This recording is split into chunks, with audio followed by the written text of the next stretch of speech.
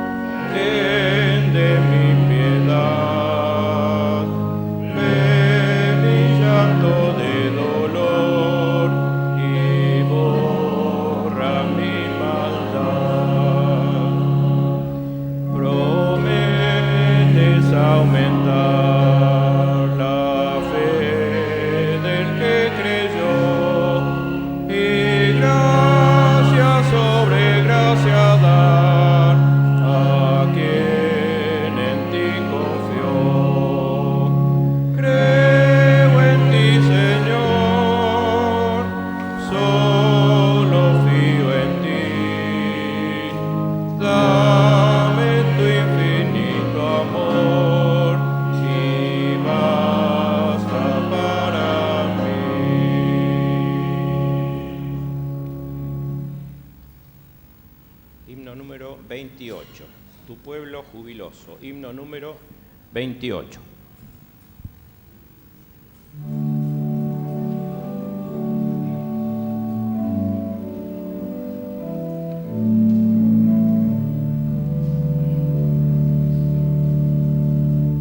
Tu pueblo jubiloso se acerca a ti, Señor, y con triunfantes voces hoy canta tu loor. Por todas tus bondades que das en plenitud, tu pueblo humildemente te expresa gratitud. Aunque el humano nunca te pueda aquí palpar, tú siempre con los tuyos prometido estar. Los cielos te revelan, Rey nuestro y Creador. Sentimos tu presencia en nuestro ser, Señor. Oh Cristo, te adoramos, te damos nuestro amor. Oh, llena nuestras vidas de fuerza, fe y valor. Impártanos tu gracia, la vida celestial, que siempre te rindamos adoración leal.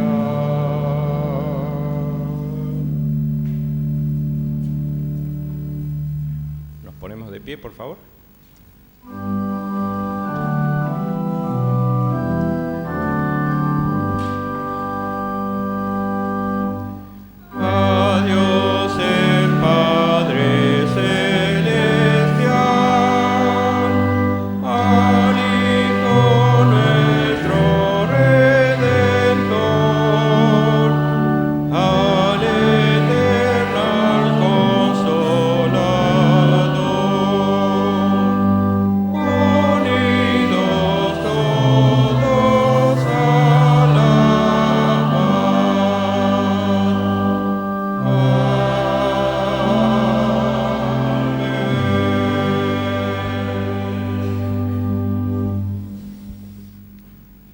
Celestial, imploramos la presencia de tu Espíritu Santo en nuestras mentes, en nuestros corazones y en este lugar en esta mañana, porque lo pedimos en el nombre de Jesús.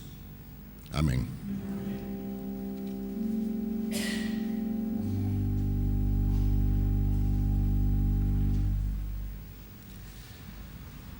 Bienvenido a todos los que se encuentran presentes hoy en la iglesia. Estamos muy contentos con todos los que se han llegado a la casa de Dios para adorarle.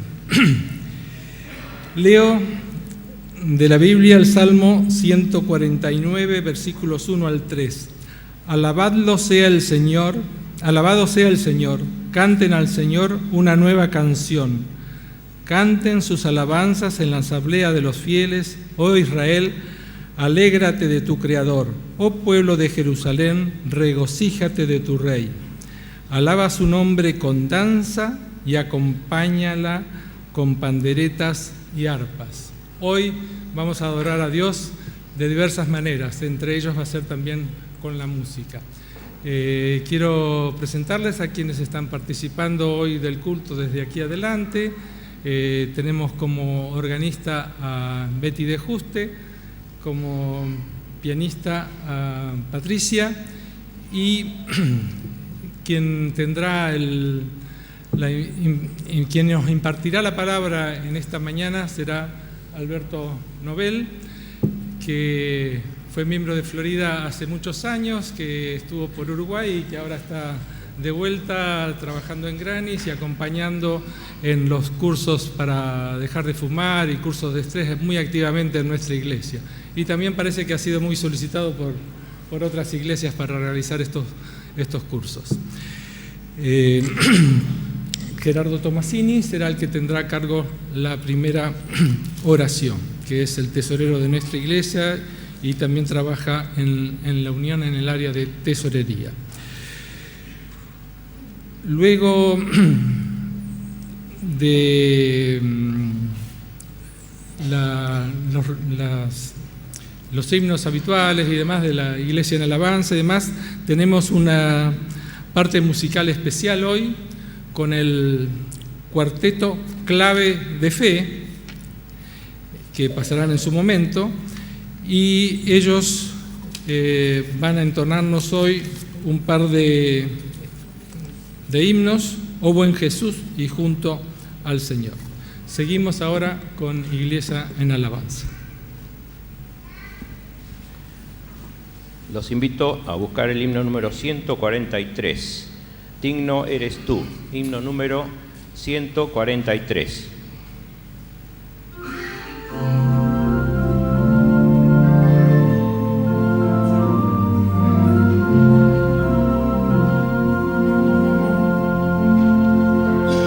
Eres la perla de valor, eres la arflosa de Sarón, eres mi Salvador.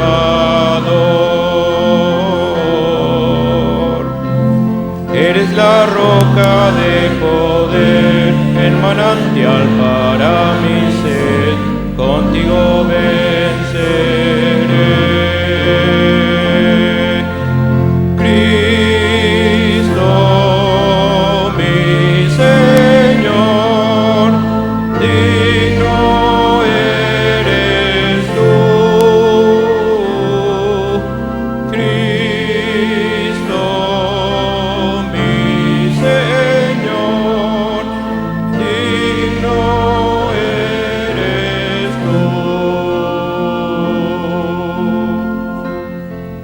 Tropiezo, cerca estás, tu fuerte brazo es mi sostén, eres mi Salvador.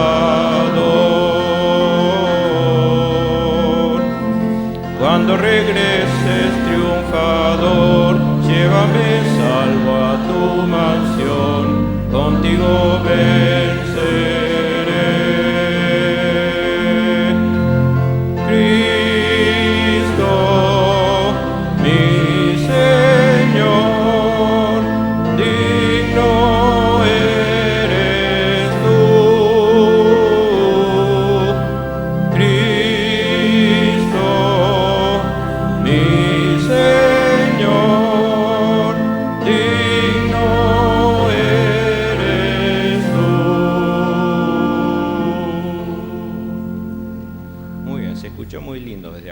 Se ve que les gustaba este canto. Vamos ahora al número 197, Dulce Espíritu. 197.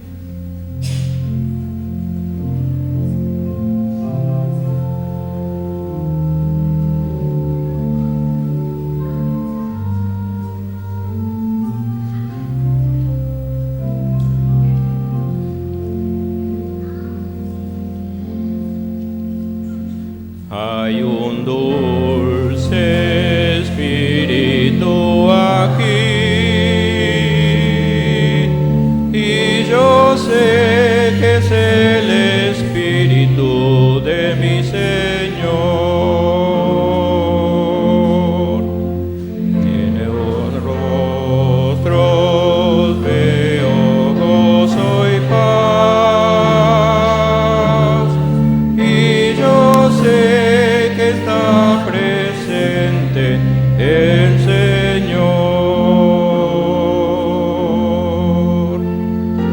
Dulce presencia del Salvador, permanece aquí, Señor, llénanos con tu amor.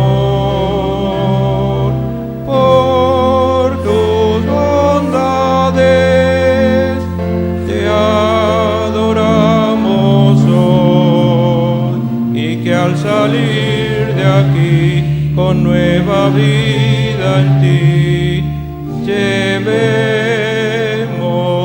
tu amor.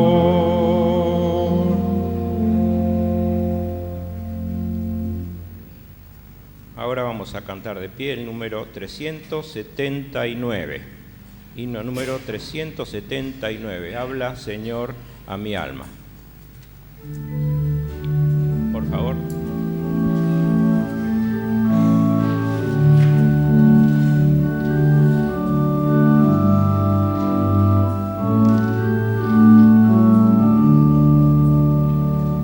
Habla, Señor, a mi alma, hable tu dulce voz, susurrar tiernas notas, tú no estás solo, no.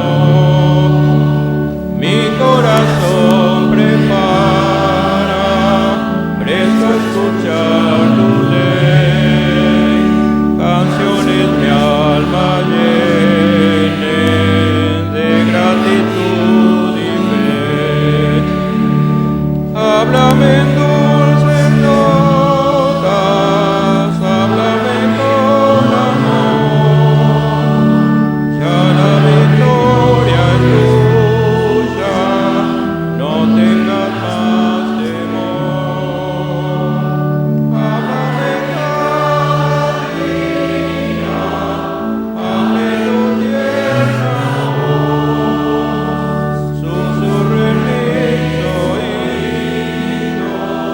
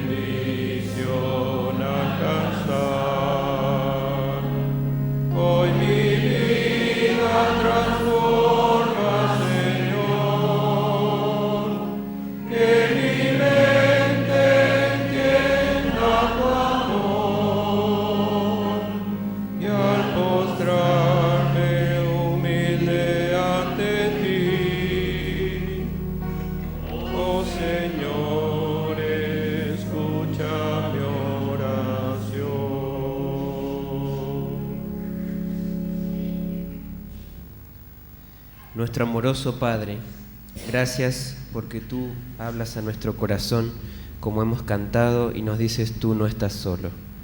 Gracias, Señor, porque tú reconfortas nuestros corazones, aún en un mundo, Señor, complicado y difícil, que clama por ti y que espera tu retorno pronto, Señor. Gracias porque tú eres nuestro Padre de amor. Gracias, Señor, porque tú nos llenas nuestras vidas, llenas nuestros corazones con tu presencia. Señor, queremos que tu Espíritu también esté moviéndose entre nosotros, que podamos escuchar tu palabra, Señor, que pueda llegar a nuestros corazones, a nuestras mentes, que podamos tomar decisiones de servirte, de seguirte. Señor, no importa lo que pase y aunque se desplomen los cielos. Señor, quédate con nosotros, Señor, te lo rogamos en el nombre de Jesús. Amén.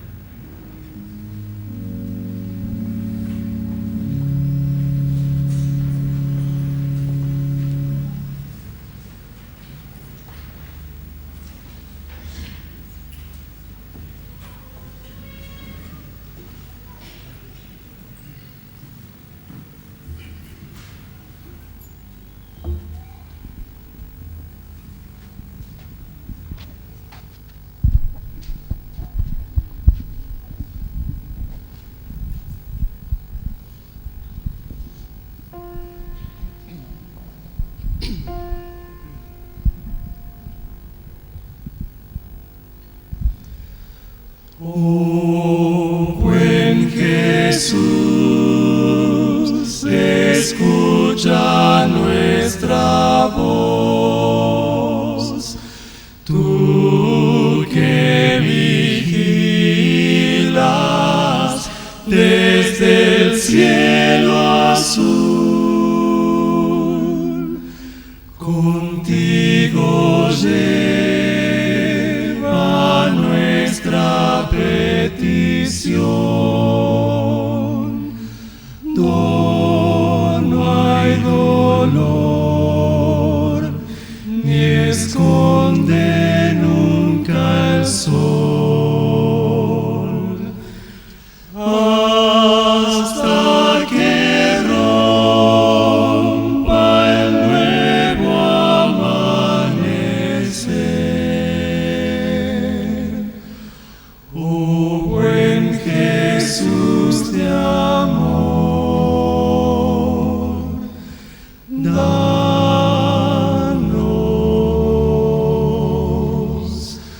tu paz.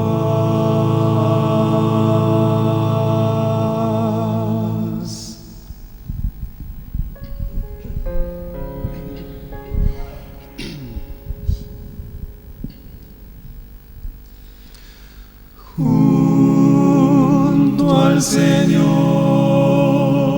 cuando la aurora nace, cuando las aves vuelven a cantar, pero más bello que el romper del día es junto al Salvador por fin estar. Solo con Cristo en medio de las sombras, cuando el silencio llena el corazón,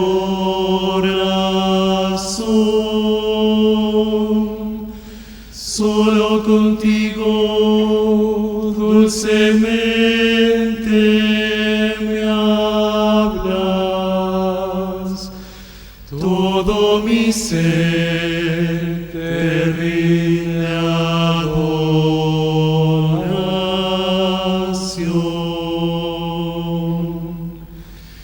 Así será en la mañana hermosa, huirán las sombras y vendrá el Señor.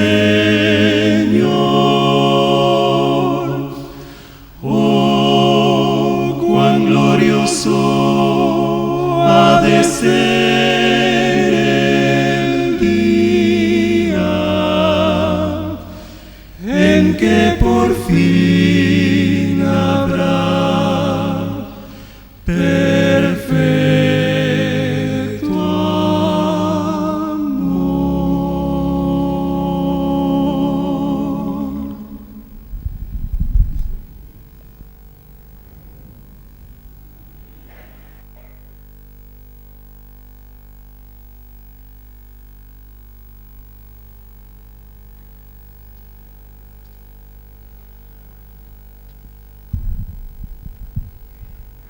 Muy buenos días para los niños. Los esperamos acá para tener nuestro rincón. Qué hermoso que llegaron temprano a la iglesia y estamos todos juntos. Qué hermoso. Después le vamos a poner una carita feliz cuando terminemos de contar la historia, porque es hermoso que vengan temprano con mamá y papá. ¿Cómo fue levantarse? ¿Fue difícil?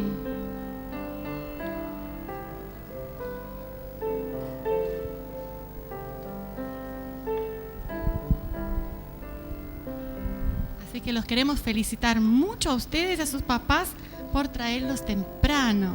¿Nos sentamos acá? Muy bienvenidos, muy bienvenidos. Bueno, acá en la Biblia, en San Mateo, Jesús dijo así: nadie tiene mayor amor que este, que dar la vida por sus amigos. Bataraza era una gallina. ¿Les gustan las gallinas? Era una gallina muy hermosa, gordita, que andaba por la granja y había muchos animales en esa granja. Pero la gallina Bataraza era la preferida del granjero. Cuando Bataraza tenía pollitos, ella era tan valiente que hacía frente a cualquier animal que viniera a molestar a sus pollitos. No importa si fuera un perro grande y feroz, Bataraza era muy valiente y era muy buena mamá, cuidaba muy bien a sus pollitos. Un día sucedió algo terrible. Empezó un gran incendio cerca de donde estaba la granja. Y el fuego empezó a venirse rápido. Y el granjero miró y el fuego se venía, ya no había tiempo. Así que el granjero fue y empezó a soltar los animales para que los animales puedan huir. Y soltó las vacas y soltó los caballos y abrió los corrales y todos los animales empezaron a huir. Bataraza se dio cuenta que venía el fuego y ella podía salir corriendo, pero sus pollitos eran muy chiquititos. Hacía muy poquito que había tenido pollitos. Estaba con sus pollitos afuera y se dio cuenta que si ella salía corriendo y dejaba los pollitos, ellos no iban a poder hacer nada. Así que Bataraza empezó a llamar a sus pollitos. ¡Co, y llamaba a los pollitos y llamaba! ¡Vengan bajo mis alas!, le llamaba, con el lenguaje de las gallinas. Y sus pollitos vinieron rápido. Pero había un pollito que estaba tratando de sacar un gusanito y el gusanito no salía y el pollito la escuchó pero no vino porque quería comer el gusano. Y Bataraza estaba desesperada y lo llamaba y el gusano y el pollito no venía. Así que Bataraza vio que el fuego se venía, agarró sus alas, puso arriba de sus pollitos y bajó su cabecita y el fuego pasó. ¡Puah! Al otro día, el granjero vino a ver qué había pasado en la granja. Se había quemado casi todo y estaba tratando de juntar a los animales que se habían escapado. Y vio algo negro que estaba en el piso. ¿Qué será esto?, dijo el granjero. Agarró un palo y lo tocó y de abajo de eso negro salieron varios pollitos. Era Bataraza. Bataraza había dado la vida por sus pollitos. Ellos estaban bajo sus alas y se salvaron, gracias a que ella los amaba tanto. Así que el granjero, cuando vio lo que hizo Bataraza, se acordó, así como Bataraza amaba tanto a sus pollitos que dio su vida por ellos, Jesús nos ama tanto que un día vino y dio la vida por cada uno de nosotros. Y gracias a eso, un día vamos a poder ir al cielo. Vamos a agradecer a Jesús por amarnos tanto. Gracias, Jesús, porque diste la vida por nosotros, porque gracias a ti un día podremos vivir allá en el cielo felices para siempre. Te agradecemos por esto, Jesús. Amén. No se vayan, que le vamos a poner algunos stickers porque estamos muy contentos que hoy nos vinieron temprano a la iglesia.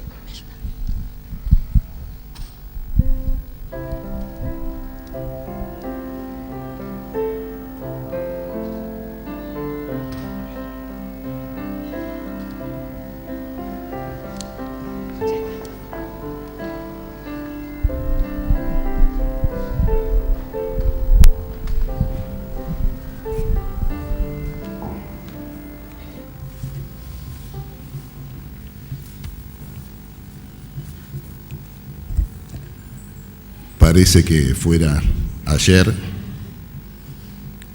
el Señor restaura.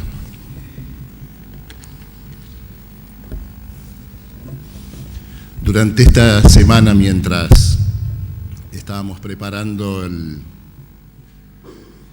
tema de esta mañana, mi señora me preguntó varias veces, ¿qué anécdota vas a contar? Yo le dije, ninguna, creo, pero no vas a contar. Ella conoce algunas anécdotas que suelo contar y algunas que le gustan especialmente. Me decía, ¿no vas a contar aquella? No tiene que ver con el tema. ¿Y vas a contar aquella? No, es que no tiene nada que ver con el tema. No voy a contar ninguna anécdota hoy en el tema. Quiero que vayamos y les pido que me acompañen en el estudio de la palabra, y las anécdotas van a salir de la palabra. Pero voy a contar una pequeña anécdota en la introducción para que mi señora se quede contenta. Hace algunos años este lugar era diferente, el púlpito era más grande, estaba más atrás, tenía una Biblia grande y había una luz que yo estaba viendo de dónde salía. Estos días estaba mirando de dónde salía esa luz. Era una luz que venía de arriba, estaba colgada de alguna manera, que iluminaba sobre la Biblia. Tardé un tiempo en darme cuenta que había alguien junto al interruptor esperando que el predicador dijera, abramos nuestras Biblias en tal lugar, y entonces la luz se encendía sobre la Biblia y continuaba encendida hasta el final. Tardé en darme cuenta que capaz que algunos de ustedes no se habían dado cuenta. Me di cuenta porque mi hijo mayor, que para algunos que en estos días se acordaron de él hablando conmigo, ya tiene 33, cuando tenía 6 o 7, costaba mantenerlo tranquilo en el sermón. Entonces, como él quería jugar con mi reloj, yo inventé una táctica. Le daba mi reloj y le pedía que él me fuera anotando la hora y los versículos. Es decir, a tal hora el pastor mencionó tal versículo, a tal hora, y después al final él me entregaba la planilla, y entonces prestaba atención al sermón, anotaba los versículos, estaba atento y a su vez jugaba con mi reloj. Fue así que un día me di cuenta, porque vi que él estaba anotando, que en el primer versículo se encendió la luz, y a partir de ahí empecé a prestar atención al hecho. El tema es que un día la planilla vino vacía y la luz no se prendió. Y ese día yo dije, cada vez que tenga que estar delante de un púlpito que Dios me coloque allí, voy a encender la luz lo antes posible. Así que los invito a abrir nuestras Biblias en un versículo que no necesitamos leer porque todos pueden decirlo de memoria. Se encuentra en el libro de Génesis, en el capítulo 1 y en el versículo 1. En el principio creó Dios los cielos y la tierra. Tan sencillas las palabras, tanto las conocemos que quizás no nos damos cuenta de la inmensidad que están dichas en esas 4 palabras, o 5 o 6. Nicolás estuvo el sábado pasado recordándonos que Dios es nuestro Creador.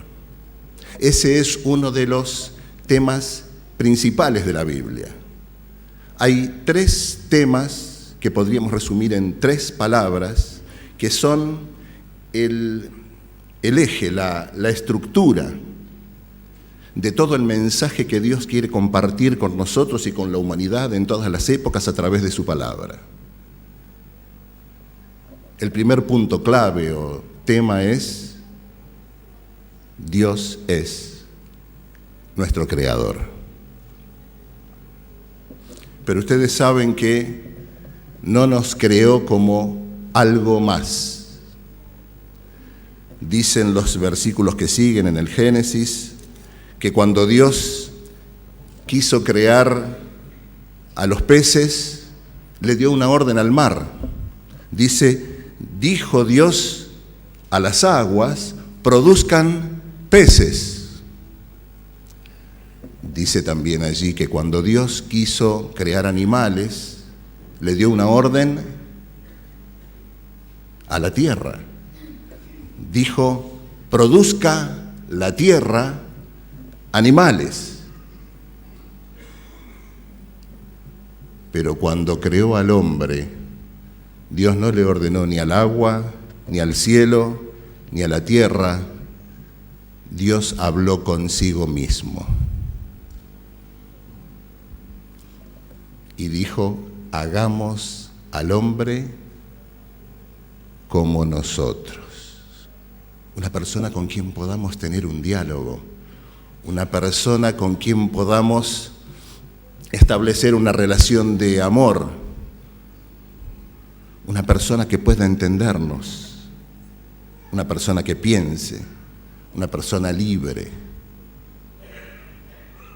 Y entonces Dios dijo: hagamos al hombre a nuestra imagen y semejanza.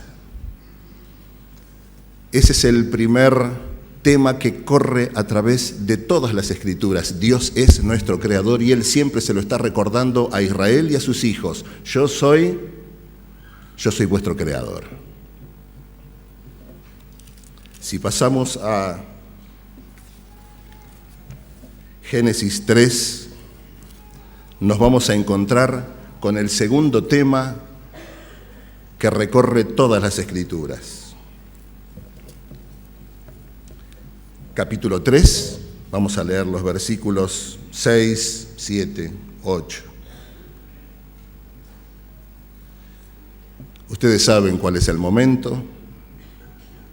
Vio la mujer que el árbol era bueno para comer y que era agradable a los ojos y árbol codiciable para alcanzar la sabiduría, y tomó de su fruto y comió, y dio también a su marido, el cual comió así como ella. Entonces fueron abiertos los ojos de ambos y conocieron que estaban desnudos.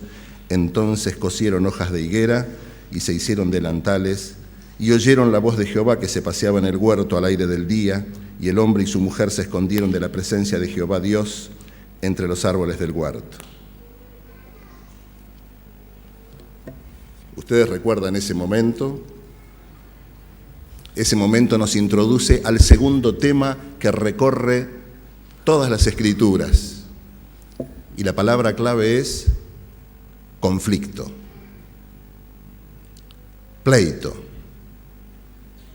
Hay un conflicto que se origina en el cielo, pero que es trasladado a la tierra. Un conflicto entre el creado y el creador.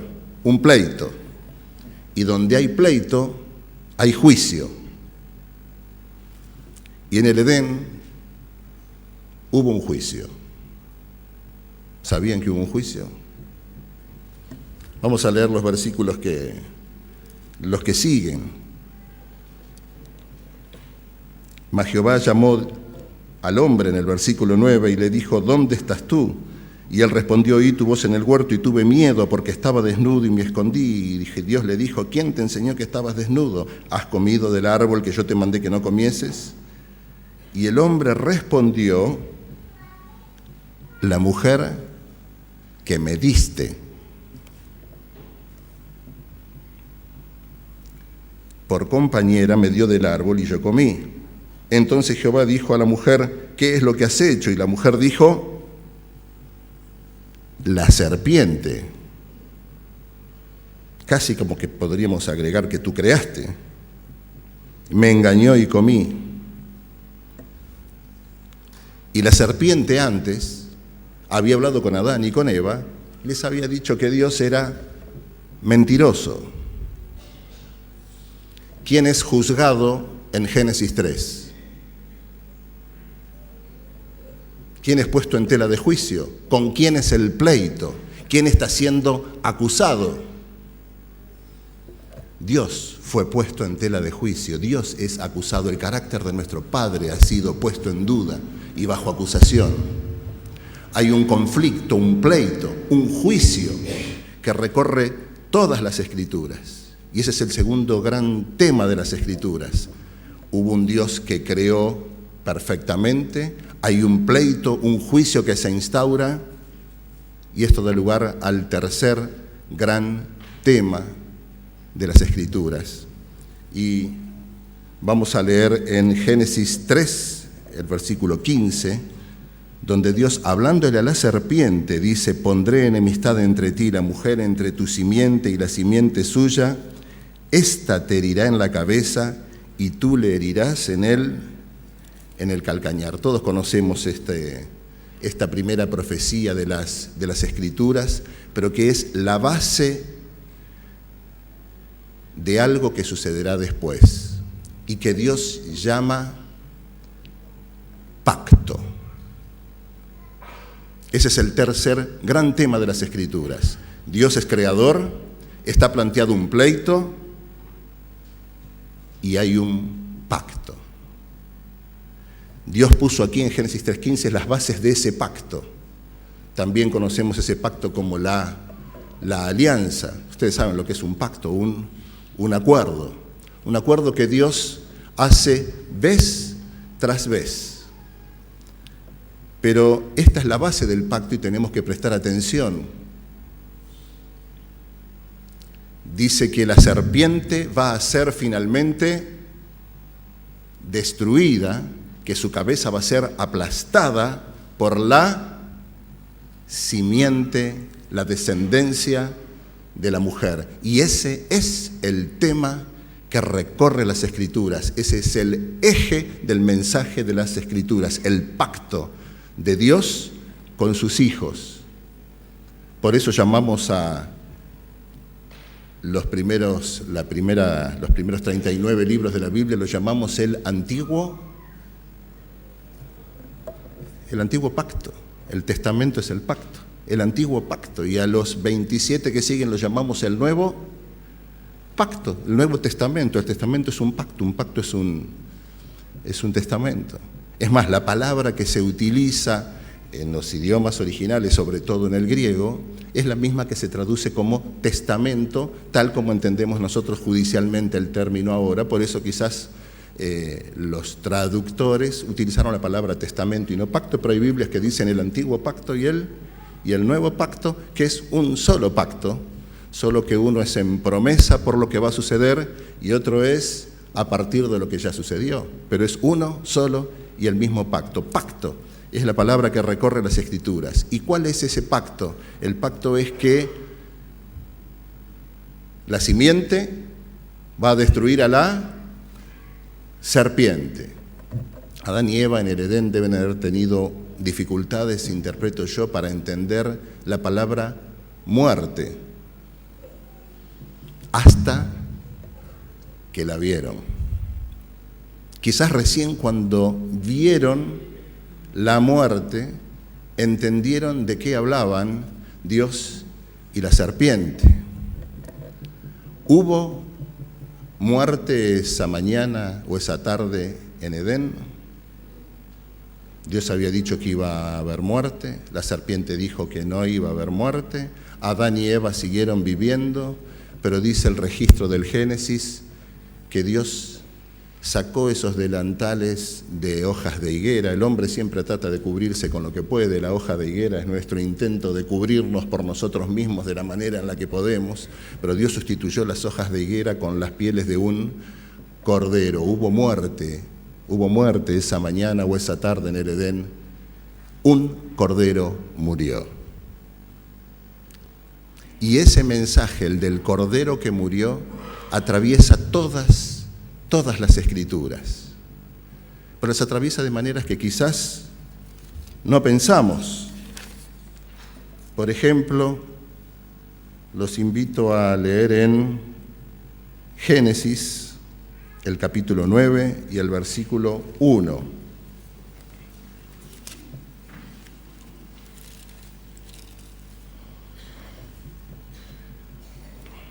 Perdón, 9, versículo 11. Después de que Noé sale del arca, cuando la humanidad había sido destruida, Dios dice: estableceré mi pacto con vosotros y no exterminaré ya más toda carne con aguas de diluvio, ni habrá más diluvio para destruir la tierra. Y dijo Dios: esta es la señal del pacto que yo establezco entre mí y vosotros y todo ser viviente que está con vosotros por siglos perpetuos. Mi arco he puesto en las nubes, el cual será por señal del pacto entre mí y la tierra. ¿Saben que cada vez que aparece la palabra pacto o aparece este tema del pacto?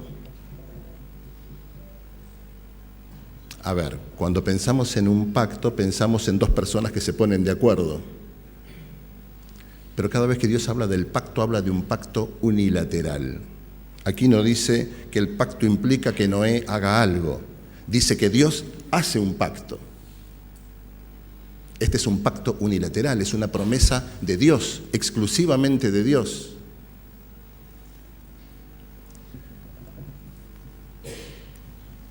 En el capítulo 17 también del Génesis, los versículos 7 al 9, ya con Abraham.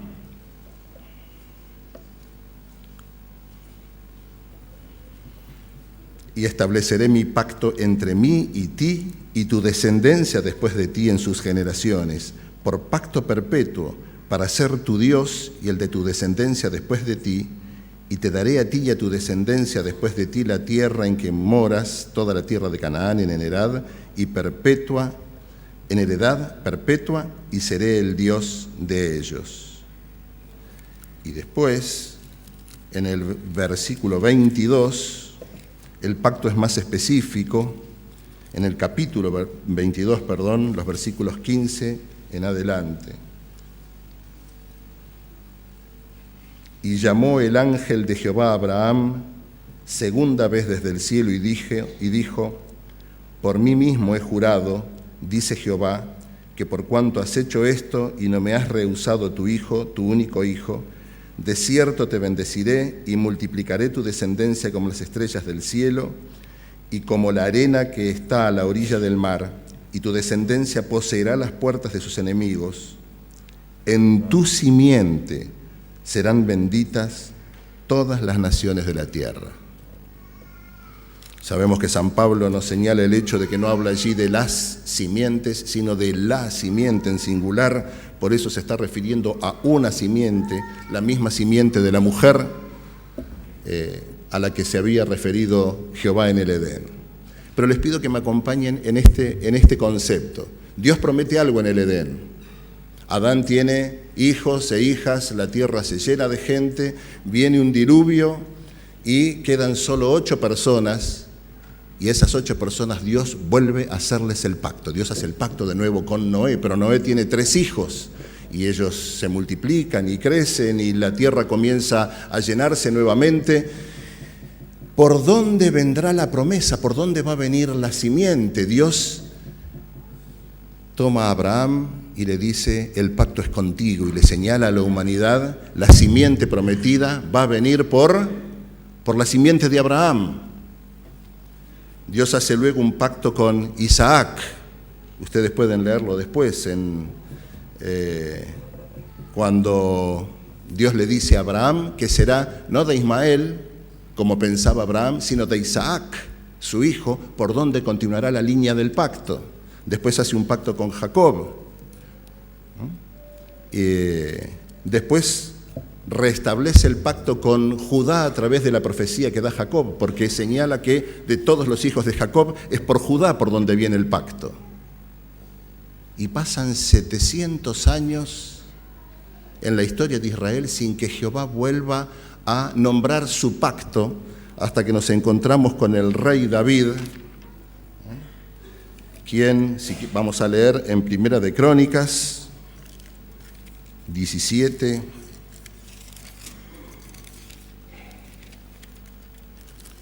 Primera de Crónicas capítulo 17, versículos 11 al 14.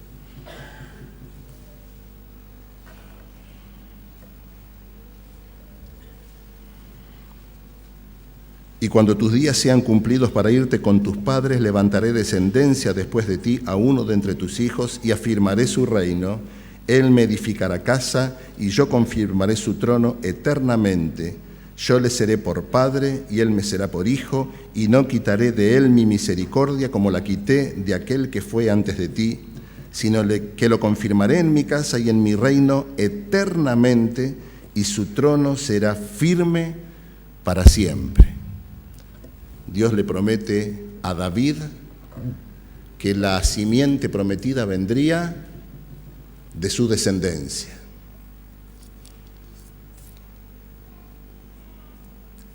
Todas las profecías del Antiguo Testamento, todas las genealogías, ¿cómo odiaba yo las genealogías? ¿Cuántas veces me empantané en las genealogías en medio del año bíblico y me hicieron naufragar? O las salté directamente. ¿Para qué todos estos nombres? ¿De qué me edifican? Hasta que un día descubrí que todos esos nombres son el certificado de garantía de que Jesús es el Mesías.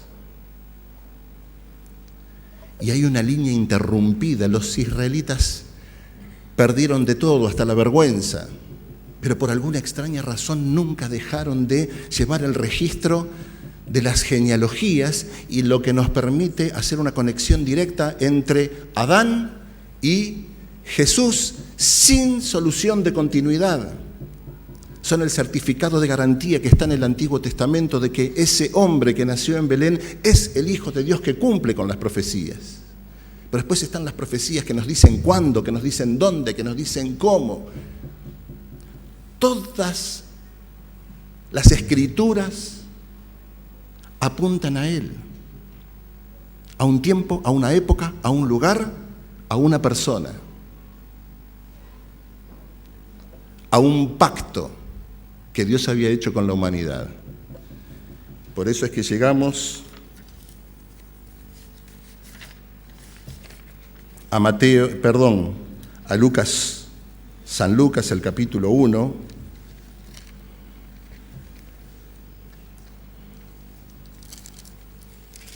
Estamos en San Lucas, el capítulo 1, los versículos 30 en adelante. El ángel se aparece a María y le dice: no temas, porque has hallado gracia delante de Dios, y ahora concebirás en tu vientre y darás a luz un hijo y llamarás su nombre Jesús.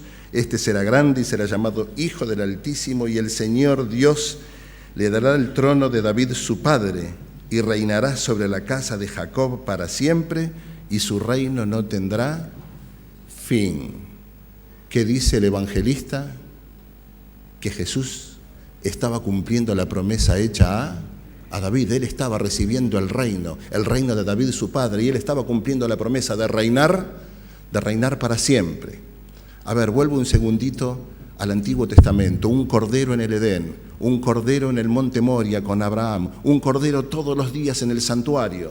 El santuario, una lección objetiva, donde un cordero por lo menos entraba todos los días. Todos los profetas que señalan, Isaías que habla del Cordero de Dios que habría de venir, los profetas que dicen cuándo, cómo, dónde, hasta que San Mateo en el capítulo 1 comienza este nuevo pacto o este Nuevo Testamento diciendo: libro de la genealogía de Jesucristo, hijo de David, hijo de Abraham. Y Abraham engendró a Isaac, Isaac engendró a Jacob, y Jacob a Judá, y etcétera, etcétera, etcétera. Y nos empieza a decir uno tras otro la genealogía que muestra que Jesús es la simiente prometida, sin lugar a dudas. Un día, Juan el Bautista estaba como de costumbre junto al río Jordán, y dice la Biblia que Jesús se presentó. Y cuando Juan lo vio, dijo: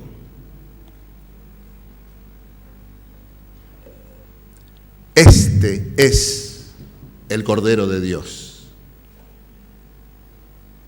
al que todos los símbolos de Israel, todas las profecías del Antiguo Testamento apuntaban. Este es el Cordero de Dios. Y ustedes conocen la vida del Cordero y también conocen la muerte del Cordero, porque el Cordero vino para morir, ya estaba preanunciado en los propios símbolos, el Cordero vino para morir. Y a ese momento ahora, el momento en el que la simiente de la mujer aplasta la cabeza de la serpiente, es el momento en el que los quiero llevar ahora, a través de la palabra. Ese momento cuando la cabeza de la serpiente fue aplastada por la mujer, sucedió en una cruz. Isaías había dicho en el capítulo 53 que él iba a cargar sobre sí nuestros dolores, nuestras enfermedades, que iba a ser llevado como cordero al matadero sin abrir su boca, que no se iba a quejar, y ustedes saben que eso es lo que sucedió. Saben que a veces uno lee tanto y está tan acostumbrado a estas imágenes de la cruz, que como que sí, Jesús sufrió por nuestros pecados, sufrió, es como que qué terrible que debe haber sido.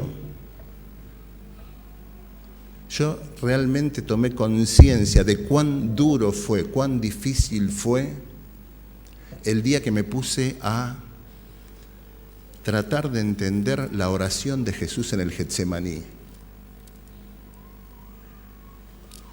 Jesús estuvo a punto de abortar el pacto. Le dijo: Señor, no puedo más. Y todavía no había venido lo peor. Le dijo: Señor, no puedo más. No resisto. Si es posible, abortamos el pacto. Si es posible que esta copa pase de mí.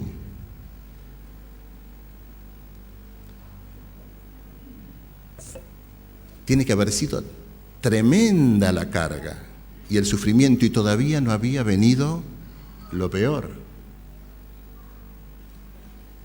Sin embargo, en el momento, si puede entendernos a nosotros cuando estamos cargados y complicados, cuando nos desanimamos y queremos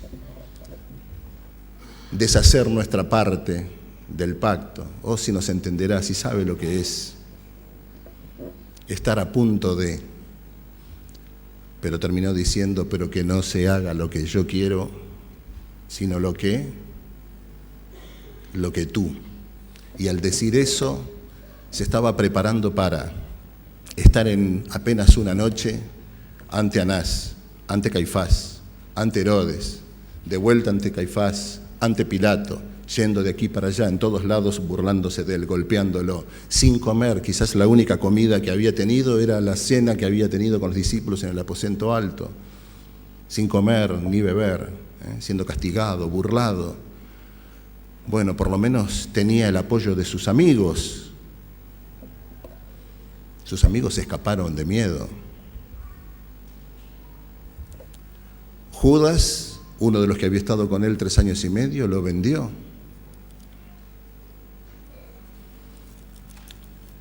Así tiene que cargar una cruz y llegar hasta el Calvario. Y Como les dije, no tengo anécdotas esta mañana, ninguna de las anécdotas que le gustan a mi señora, quizás alguna otra vez. Pero quiero invitarlos a pensar en ese momento, no en Jesús, por ahora. Quiero que piensen en los personajes que rodean la crucifixión y que me digan cuál de esos o con cuál de esos se identifican ustedes. Judas, ya dijimos, no está en la crucifixión. Mientras Jesús está a punto de morir por él, Judas se está matando, hubiera podido evitarlo, hubiera podido evitar el suicidio, había alguien que iba a morir en su lugar. Barrabás es otro que escapó gracias a la muerte de Jesús. No sabemos dónde estaba, pero seguramente festejando con sus secuaces. Sí sabemos que 2 de los compañeros de Barrabás estaban junto con Jesús, porque dice que fue crucificado con uno de cada lado. Mateo lo llama 2 ladrones, Lucas lo llama 2 malhechores, Juan dice otros 2. Sabemos por Elena de White que esos otros 2 eran sediciosos junto con Barrabás, que estaban luchando por imponer un rey en Israel, por vencer a los romanos. Estaban la madre y las mujeres en un costado. Fueron las mujeres las que siguieron al final. Mientras los discípulos corrieron y fueron a esconderse, las mujeres fueron las que permanecieron. Como no iba a permanecer ahí María Magdalena, como no iba a estar al pie de la cruz junto con las otras 2 Marías, después de todo lo que había recibido de Jesús, la había hecho volver a vivir, volver a nacer. Estaba el pueblo, pero el pueblo había estado una semana antes, ¿se acuerdan? Hacía 5 días Jesús había entrado triunfante a Jerusalén y el pueblo había estado aclamándolo con palmas, gran festejo. Estaban los mismos. Pero ahora, enardecidos, gritaban: crucifícale.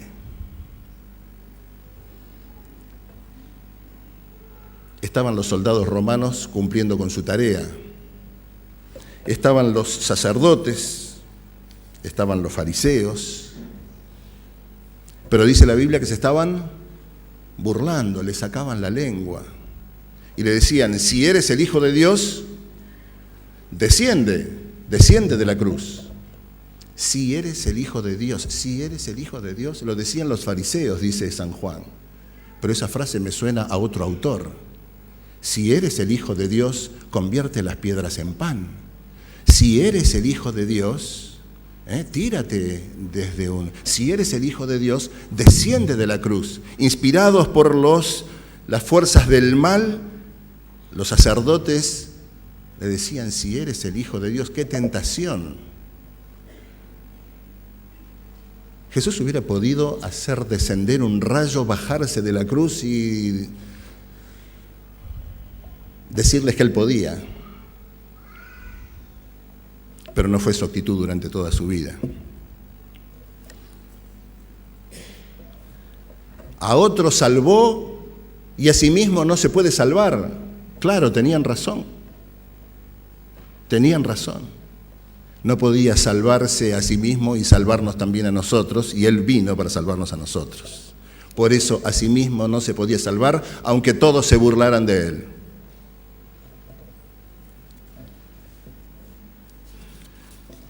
Elena de White nos dice que los demonios también estaban en ese momento. El cielo estaba pendiente, los ángeles del bien estaban pendientes, el Padre estaba pendiente, sufriendo junto a su Hijo. Pero que los demonios estaban también allí presentes, incitando a la turba, camuflados entre los hombres, gritando. Fueron los demonios los que iniciaron el grito de crucifícale, crucifícale, y estaban allí enardeciendo a la turba y restregándose las manos. Lo conseguimos. Pobre. Vino a salvarlos y nadie está con él. Solo lo conseguimos, ni uno con él. Y Jesús sintió esa soledad y dijo: Padre mío, ¿por qué me dejaste solo? Hasta su padre lo sintió lejano. Mientras en el cielo había silencio, los demonios estaban enardecidos festejando su triunfo. Y cuando parecía que el triunfo era total,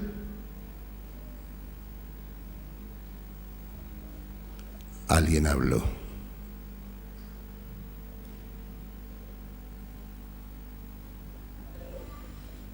¿Por qué nos burlamos de él? Nosotros merecemos estar en la cruz, pero en él no hay ninguna falta. Y aquel ladrón, malhechor, sedicioso, cuando todos lo habían abandonado, en el momento de mayor soledad de Jesús, en aquel hombre destruido, destrozado, agonizante, más de 3 horas arriba de la cruz, vio al Mesías, vio al Rey. Un rayo de luz, el Espíritu, iluminó su mente y pudo advertir al Mesías, pudo advertir al Rey y le dijo: acuérdate de mí cuando vengas en tu reino.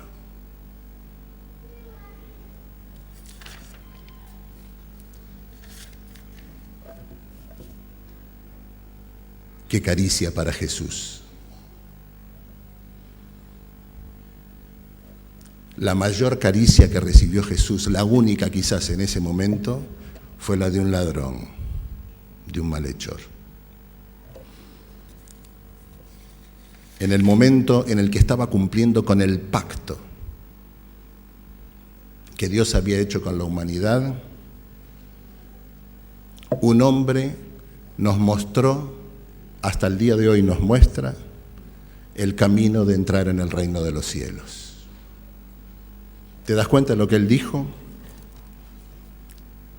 Número 1, él dijo: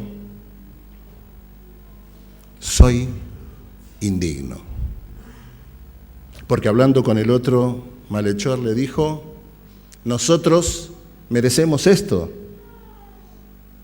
somos indignos. Y mirándolo a Jesús le dijo: soy indigno.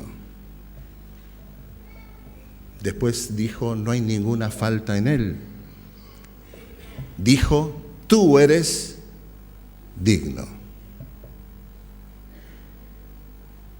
Y finalmente le dijo: sé mi rey.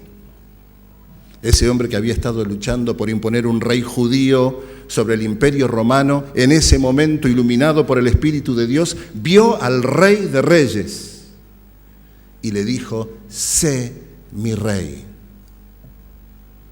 Acuérdate de mí cuando vengas en tu reino. Y esas 3 frases del ladrón en la cruz deben ser nuestras frases hoy. Señor, yo soy indigno. A veces me creo que no. A veces hago algunas cosas para no parecerlo y termino creyéndome que no tanto. A veces me siento rico y que de ninguna cosa tengo necesidad. Pero si no quebranto mi orgullo, si no abro mi mente y si no me desnudo ante el Señor, si no me saco las hojas de higuera que me pongo para que el Cordero me cubra, si no soy capaz de decirle: soy indigno desde el fondo de mi alma, y reconocer que solo Él es digno, no podré recibirlo como mi Rey. Soy indigno. Tú eres digno. Acuérdate de mí cuando vengas en tu reino. Saben que nos cuesta reconocer nuestra indignidad, nos cuesta quebrantar nuestro orgullo Y esa es la clave de todo el proceso. El arrepentimiento, el dolor por nuestro pecado, por nuestra indignidad, es la clave de todo el proceso. Estamos hablando en estos tiempos, en el estudio de la escuela sabática de reavivamiento y reforma, y no hay reavivamiento, no hay reforma si no hay primero reconocimiento de la indignidad, pero de fondo, de corazón, de verdad. Dios sabe que somos indignos, no podemos escondérselo, pero espera que se lo digamos, que lo reconozcamos y que le digamos: como tú eras digno, acuérdate de mí cuando vengas en tu reino. Yo quiero hacerte una invitación en esta mañana en el nombre del Cordero. No es ni a que se pongan de pie, ni a que levanten la mano. Es que le digamos juntos a Dios en esta mañana: soy indigno. Que le digamos a Él: tú eres digno. Y que nos preparemos para recibir su reino, para recibirlo como Rey. Pero no estoy hablando de la segunda venida, estoy hablando de los próximos 30 segundos. Que su reino venga a nosotros hoy. Que Él sea el Rey de nuestra vida. Que en el Cordero sangrante en la cruz no veamos a un pobre desgraciado, sino que veamos al Rey del universo, que sí, también estamos esperando y creemos que pronto vendrá. Pero que su reino venga hoy, como Jesús nos mandó a orar en el Padre Nuestro: venga a nosotros tu reino hoy. Porque así como en el cielo se hace tu voluntad y allí tú reinas, queremos que también reines aquí en nuestras vidas haciendo tu voluntad en ellas. Yo quiero invitarlos en esta mañana a aferrarnos del pacto. Y si ustedes están de acuerdo con lo que yo le voy a pedir a Dios en este momento por mí, o lo que ustedes puedan en silencio mentalmente pedirle a Él, bastará con que después juntos digamos amén.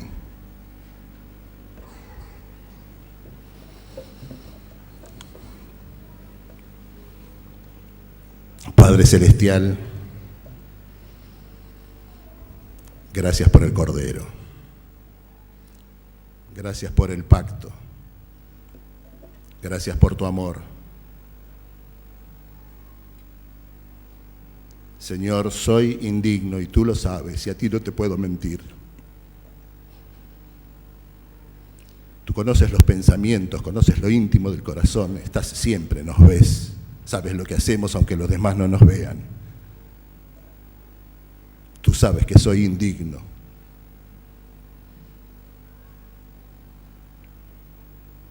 Perdón.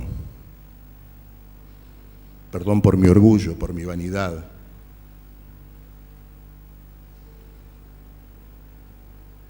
Perdón por dudar de ti.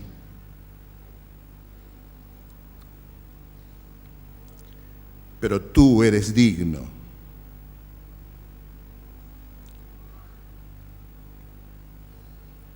Señor, entre las personas que están aquí esta mañana, tú conoces cada corazón, tú sabes lo que pasa en sus mentes, tú conoces sus vidas. Quiero pedirte que el Cordero se convierta en el Rey de cada uno. Tú sabes que en este momento hay personas que están pasando situaciones de dolor difíciles. El Cordero también las pasó. Tú nos entiendes. Quiero pedirte que tú estés junto a ellas, apoyando tu mano sobre su hombro y haciéndoles sentir tu presencia y tu comprensión y tu perdón. Señor, ahí habemos muchos fariseos.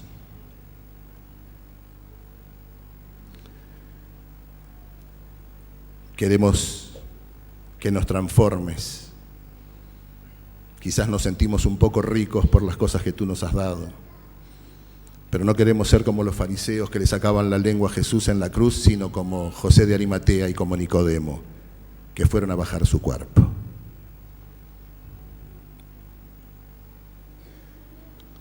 Señor, quizás hemos pecado no solo como individuos, sino también como colectivo, como iglesia.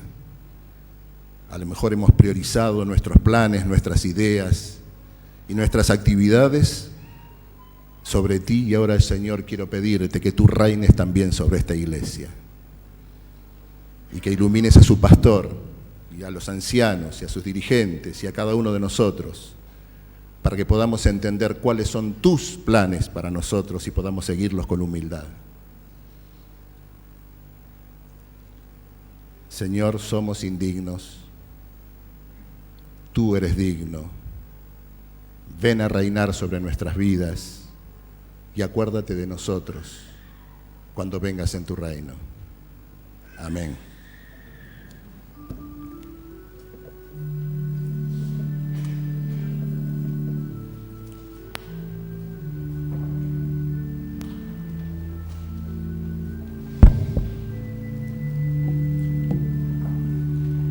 Cantemos sentados el himno 249, Tal como soy. 249.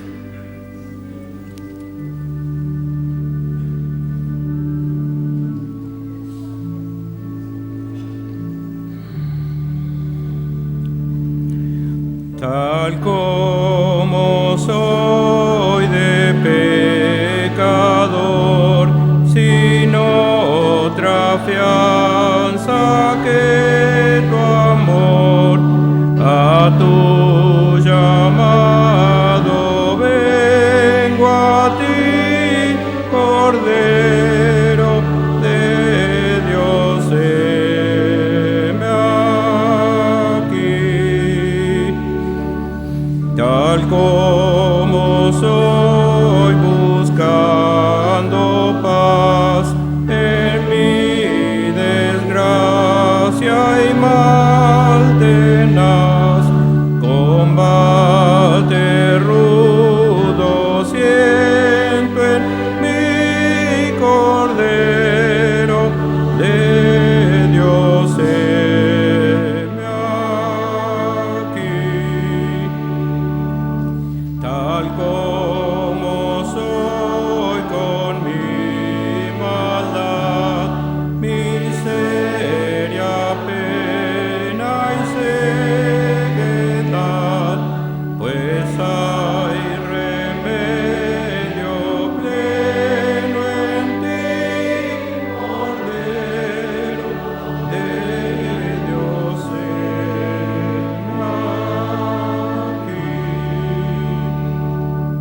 Tal como soy me aceptarás, perdón y alivio me darás, pues tu promesa ya creí, Cordero de Dios, heme aquí.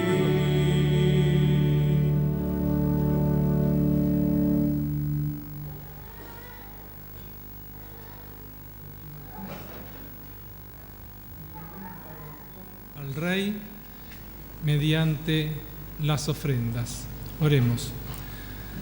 Padre nuestro que estás en los cielos, te damos gracias por todas tus bendiciones que continuamente derramas sobre nosotros, por tu sacrificio, por tu pacto con nosotros, y ahora te pedimos que bendigas las ofrendas y los pactos que hemos hecho para devolverte una parte de lo que tú generosamente nos das. Todo esto te lo pedimos en el nombre de Jesús. Amén.